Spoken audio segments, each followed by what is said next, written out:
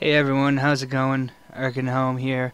I'm bringing you another replay this week. It is Thursday, but unfortunately I wasn't able to line up my schedules with another gym leader to do either leader versus leader or old school.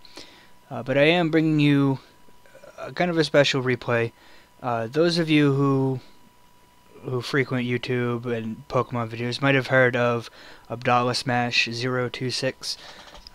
He's got a fairly large YouTube channel, does a lot of Nintendo videos, and he was kind of the first person to challenge the PAX Pokemon League and then put his replays up on YouTube. There's been a few different YouTube channels that have started to do it after him, but he was pretty much the first one. And he was at PAX East and challenged some of the gym leaders there. Fortunately, I was able to battle him. I saw him a couple times over the weekend in the handheld lounge, and I kept saying, "Hey, come on over, let's battle." But he was always busy. Finally, on the last day, he put some time aside to challenge gym leaders, and happened to walk over to where I was sitting, and I had no line. So he signed up, and after he got through his first battle over in that area, he battled me. Now, I knew going in that he was going to be a really tough challenge. I have seen some of his YouTube videos, and he is a very strong challenger. But I figured I was in veteran tier. I can put up a good fight. There's a chance that I can be destroyed, but there's also a really good chance that we can have a really close battle. So I wanted to see what I could do against him. Fortunately, I was able to get the chance. So if we look at his team here, you can see we've got Klefki, which you're probably going to be seeing screens from that. It gets the prankster ability, so it's guaranteed to go first with its status moves. So you can get those screens up before I can do any sort of attack. The Scizor, which going into it I assumed was it might be a Mega. He has got two possibilities. Wasn't 100% sure what his Scizor was like, what it was built like. Very powerful physical attacker either way. Then he's got his Manectric, which is his other option for his Mega. Very fast and very good special attacker. Typical moves. Typically you see it with Hidden Power Ice to help deal with the ground types, which is its only weakness as an electric type. Then we see his Vaporeon, which from looking at his YouTube channel and seeing some of his images, you can see it, as I've heard him say it before, Vaporeon's his favorite Pokemon. I know he has used it before in the PAX Pokemon League, but he does, I believe, have several different ones, depending on what he's going for. So I'm not sure what one this was going into the battle. Then he's got his Conkeldurr, which often you see with Guts, and it carries a Flame Orb. Get that attack boost from the burn, and with that, you can definitely do a lot of damage. And then we have the Landorus, which is a solid all-around Pokemon. I know a lot of times it carries Stealth Rock, so I'm kind of expecting that. And Stealth Rock is pretty bad for my team. So whenever I can prevent that, I've got to prevent it or get rid of it as soon as I can. And I kind of have three ways to deal with Stealth Rock on this team because I run a Dragonite. And I also have a Pidgeot and an Arcanine and Galvantula. No one's going to be liking the Stealth Rock. So I need to find a way to counter it, and I had a couple ways. Now going into this battle, he was a little worried. He said, people, the PAX Pokemon League kind of knows about him now. People recognize the team. It kind of gives him an advantage. But I didn't know his team too well. I had seen a couple of his videos, but I'm terrible with my memory, remembering movesets, possible EV spreads, and all that stuff. So other than the obvious things you see looking at these Pokemon, I didn't really know what to expect. Plus, his skill in Pokemon battling kind of overcomes his opponents knowing his team, especially in the PAX Pokemon League, where everyone has a theme and there's a limitation, so you're not going to get up against people who have all sorts of super powerful Pokemon that are designed to perfectly work well together. Oftentimes you get teams that were kind of thrown together because they fit the theme and maybe not work so well. Fortunately, I did end up with a pretty good team, pretty well rounded and all that. So let's check out this battle. It was a lot of fun. Really long battle, but it was very intense. So he starts in with his Landorus, which is going to get him an Intimidate boost right off the bat, but that's not really going to matter because I've got my Galvantula, which is a special attacker. So I'm going to go first turn Sticky Web. It's what I usually did. There's no magic bouncer on his team to switch into or anything like that. He goes for the knockoff. It's going to knock off my Sash, which isn't a big deal because it's useless now anyway. So I'm just going to see what kind of damage I can do with Galvantula. It does resist the Bug Buzz, so it doesn't do a whole lot. Perhaps it would have been better to switch out there, but I didn't want to lose any of my other items. My other Pokemon's items are a lot more important than a Focus Sash. Although Mega Stones can't be knocked off, so I could have gone with that. So I bring in my Arcanine knowing that Landorus is a physical attacker, and I'm going to draw the Earthquake. The Intimidate allows me to take the Earthquake, doesn't even drop me down below health, and I get the burn off, which is going to cut his attack even lower. So now any type of physical attack, any type of damage that Landorus is going to try and do is going to be a lot lower. So there he goes for the Stealth Rock, which I was trying to predict coming because I wanted to switch into my Espeon to possibly bounce it back. And not only prevent the Stealth Rocks on my side, but to get them up on his side. Fortunately, it didn't happen, but I did get the free heal on Morning Sun. Get back up to full health. So with Landorus's attack really lowered, I decided to come into my Tentacruel here. Tentacruel has Rapid Spin, so hoping to get rid of those Stealth Rocks. Now that he switched his Landorus out, there's no risk of him putting them back up right away. So here you see Klefki with his Prankster abilities getting the Thunder Wave off, and he gets paralyzed on the first turn, which was really frustrating. It's always frustrating when you lose a turn to being paralyzed. I was hoping to get the knockoff off. That sounds weird. Get knockoff and get rid of its Light Clay, because I figured if it's got screens, it's got to have Light Clay. So if I can get rid of its Light Clay, the screens that it puts up on the following turn aren't going to last quite as long. That Paralyze prevented that from happening, unfortunately. But I did get it before he gets the Reflect up, so it's going to shorten that. So there I got my Rapid Spin, so Stealth Rocks are gone. Don't have to worry about that too much right now. So I decided to see what damage I could do to the Klefki. Wasn't expecting a whole lot because Tentacruel is there for his defense, his special defense, not his special attack. And we see there, it didn't do a whole lot. So now his Klefki has done what it needed to do. It got my Pokemon paralyzed, got up its screens. So he decides to go out to his Scizor. So on that turn, I switched into my Pidgeot here. Hoping, counter it with that Heat Wave is going to be 4 times effective. So that's what my plan was originally.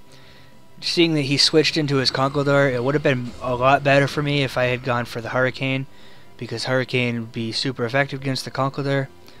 And it would have done a lot of damage. If it didn't one-shot, it would have done quite a bit.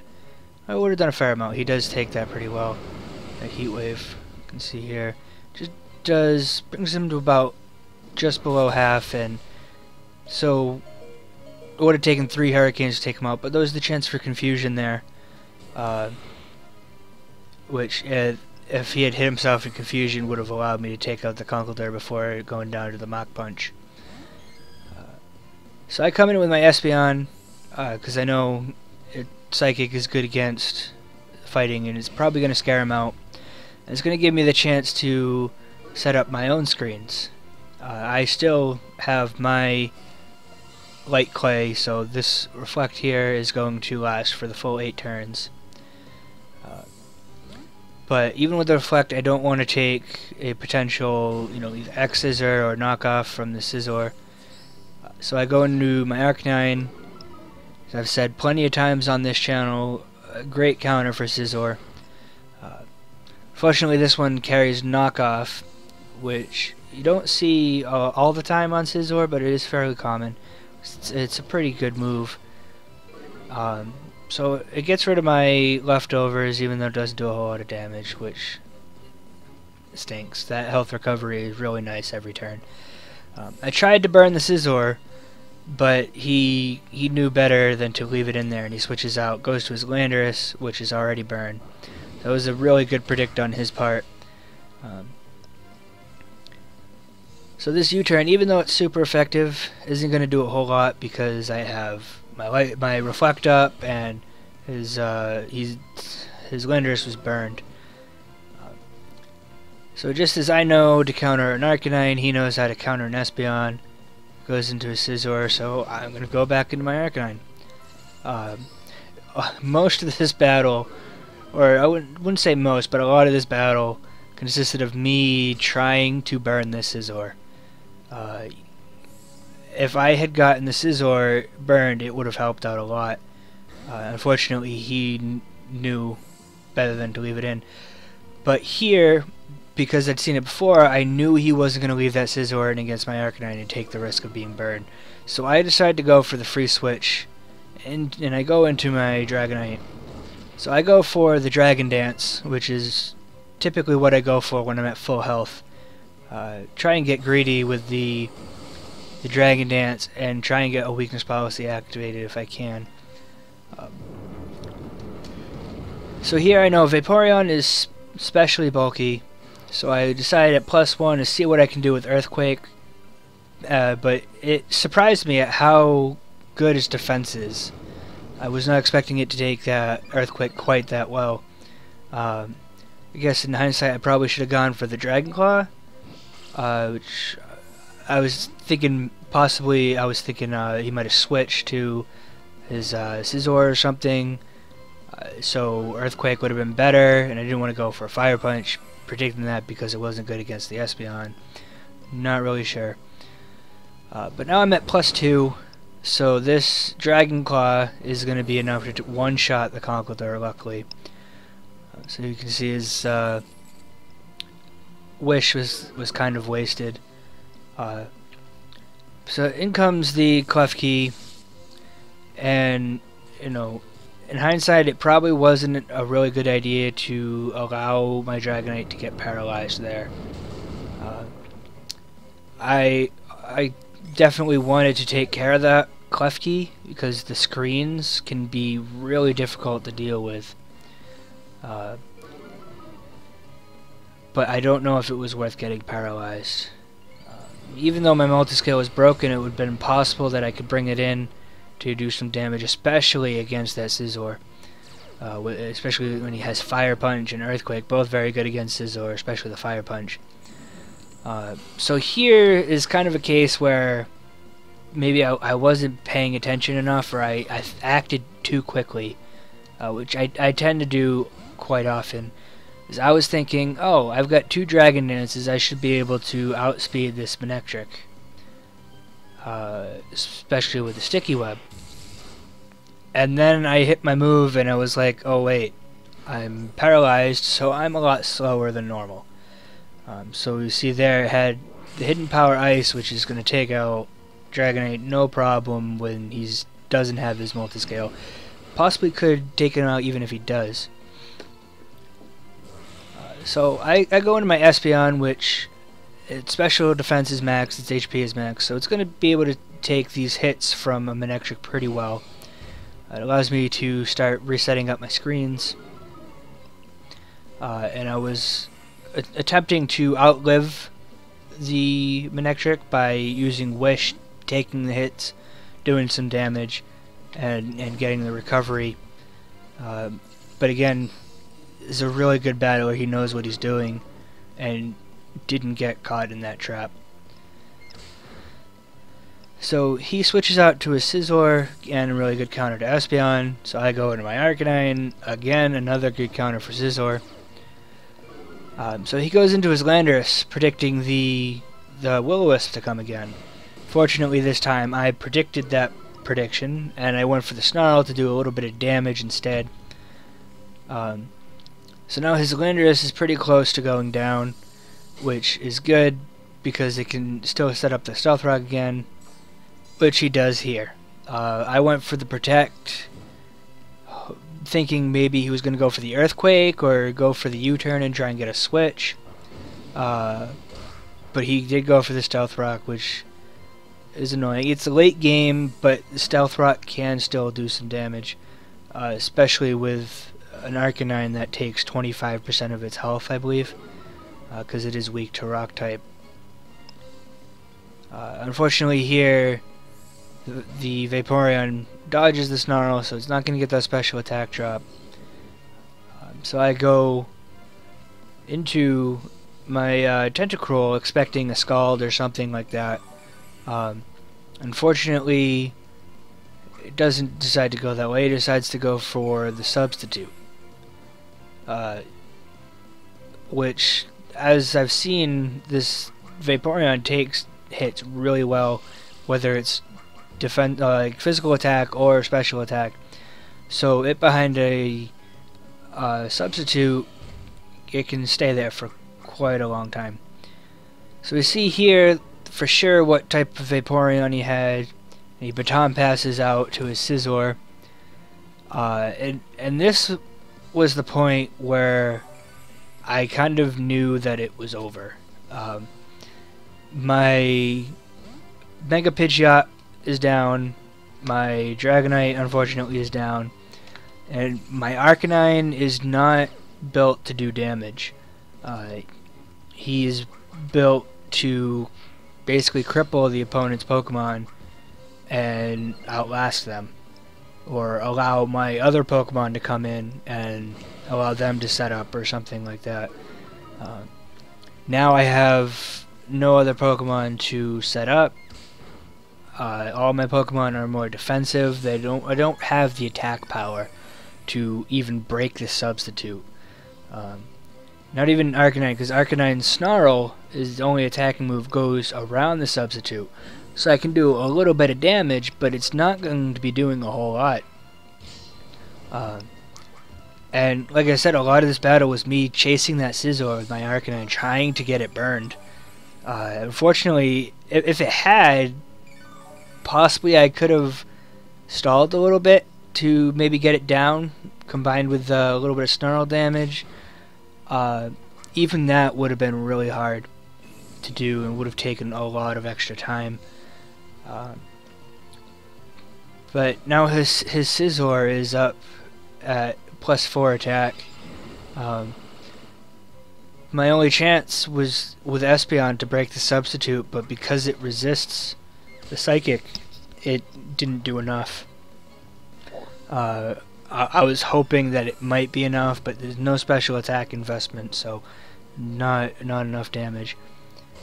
So here's my Arcanine. You know, always does a great job, but it just wasn't the right Pokemon for this one. I considered putting a Fire-type move on it and everything, but I didn't want to change up the Arcanine when I was so close to PAX already. I have been experimenting with, Flare Blitz on Arcanine. I'm considering, rebreeding for a different nature to go full-on defense investment instead of having a little bit in special attack to combine with Snarl, special defense to combine with Snarl, lowering special attack, to try and do both. So that may be something I implicate in the future, or implement, I should say. Unfortunately, didn't have it at PAX East, so he does manage to beat me. It was a really good battle, though. I believe in, like, as we were doing the battle took about a half hour, maybe a couple minutes over. Um, because Abdallah is really serious about it. He's making notes on teams, possibly looking stuff up. I'm not entirely sure everything that he does, but he has his phone there the whole time and he's doing stuff on it. So he makes sure that he's doing the best possible move for that turn. So it did take quite a while, and it kind of got me to think about my moves a little bit more. Although, apparently not when my Dragonite was paralyzed. I feel that I could have used my Dragonite a bit better. Same with my Pidgeot and my Galvantula. My Tentacruel I didn't use too bad. Unfortunately, that Paralyze on the first turn against the Klefki allowed him to get one of his screens up before I could get rid of his Light Clay, which may or may not have helped him for those extra 3 turns. I did tell him if he ever wants to do a rematch to let me know on Twitter or anything, but I haven't heard from him, and I know he's really busy. Usually he puts up his replays from the PAX Pokemon League. He hasn't been able to do so yet. I'm hoping that he does sometime soon, because I'd really like to see what he says about this battle. He told me that it was a really intense battle. It was really tough, but I would like to see what he was thinking and hear what he was thinking as this battle was going on, if he can even remember, because it's been quite a while. So if you guys haven't already, I recommend you go check out Abdallah. His YouTube channel is Abdallah Smash 026. I will put down a link in the description so that way you can just click on it. It'll be a lot easier. But he, like I said, he does a lot of Nintendo videos. Hasn't been a lot of Pokemon lately because he's got so many projects going on right now. Like, I go look at his YouTube channel and there's, I don't know, maybe 4 or 5, maybe 6 different series going on right now, which is a lot. Hopefully we'll see the replays in the future sometime soon. And Abdallah, if you see this, I would like my rematch.